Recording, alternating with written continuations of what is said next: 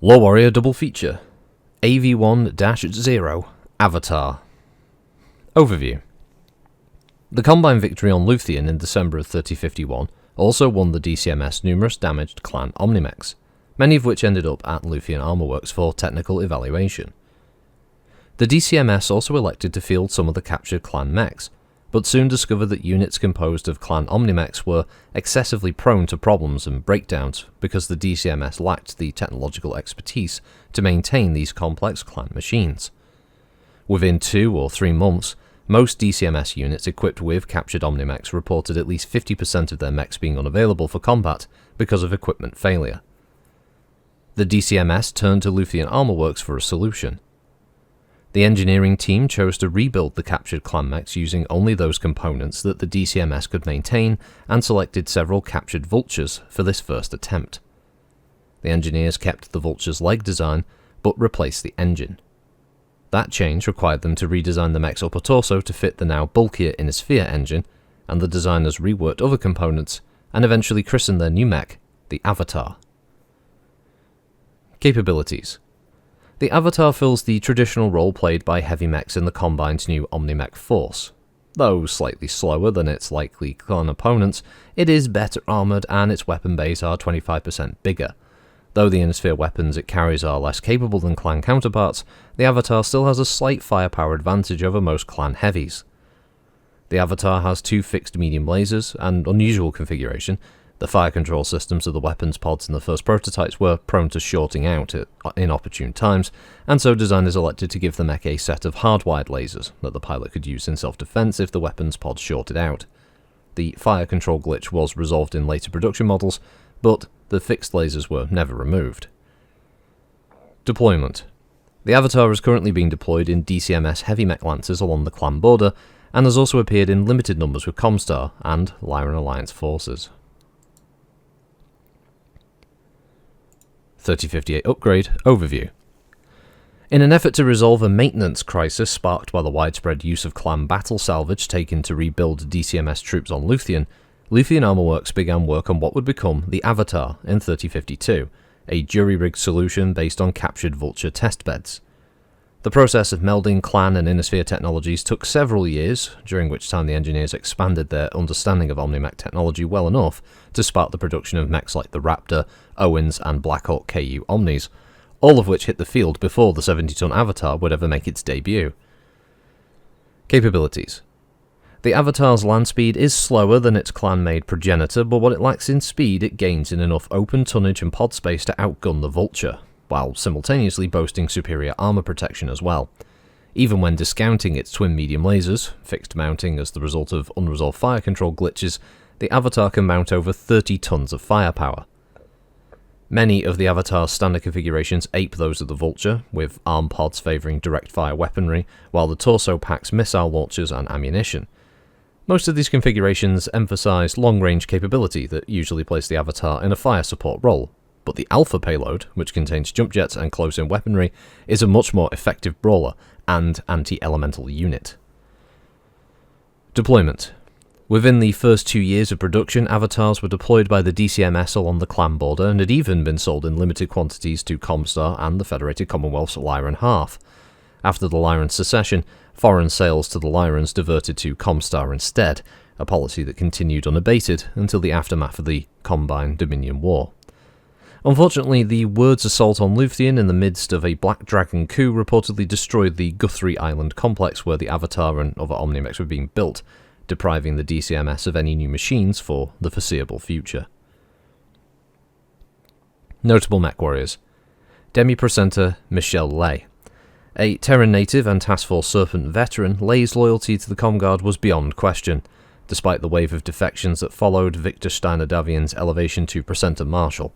Stationed on Orestes before the onset of the Blakeist Jihad, Lay's faith was severely shaken on the day of the word of Blake publicly unmasking Primus Mori as a Combine spy and former Marshal Anastasius Vogt as a fallen Steiner noble. While this news was sufficient to turn even the head of Comstar Rom, Lay remained true to Comstar when she soon found herself facing turncoats amid her own level 3. Commanding a truncated force of 20 mechs and armoured vehicles, she battled her own defectors near the Tyra Miraborg Memorial Academy and accounted for 5 defector kills before her avatar succumbed to battle damage. Now, I will freely admit the Avatar isn't a mech that I've ever really given much interest in. It's always been a bit of a weird boxy bugger to me, but stats, it's 70-ton mass, standard chassis, 280XL power plant, cruise of 43, max of 65, no jump jets on the standard model. Armour is standard with case, armament is 2 medium lasers with a whopping 34 tons of pod space available, manufactured by Luthien Armorworks on Luthien, and the original book has the communications being unknown. Later on, in the upgrade book, we have Alshane Hagataga 07 chassis with the Hermes 280XL engine, same cruise and max speed obviously.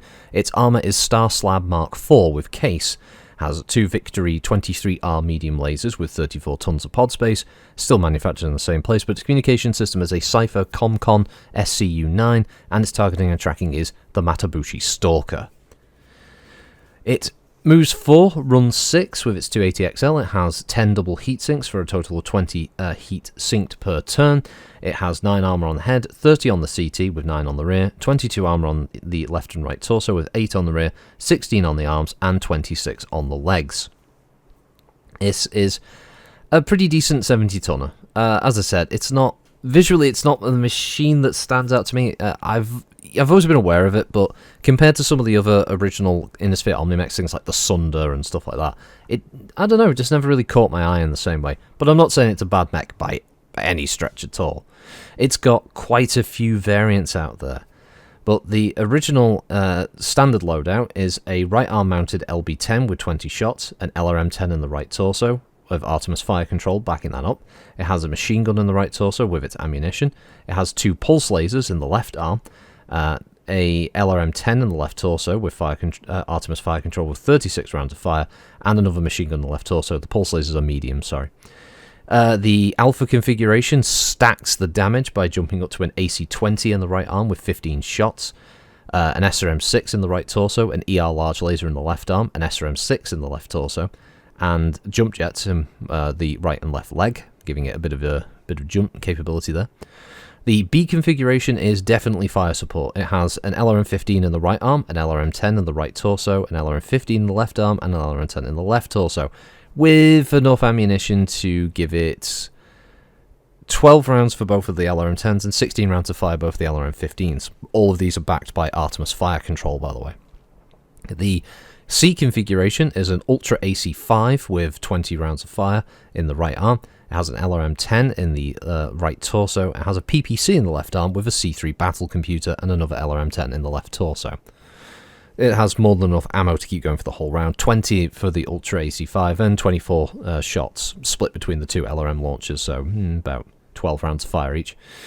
The Delta configuration is a light Gauss rifle in the right arm with 16 shots, an MRM-20 in the right torso with 12 shots, extra double heat sinks here with 2 ER medium lasers in the left arm, and another MRM-20 with 12 shots, and another double heatsink with a C3 slave unit.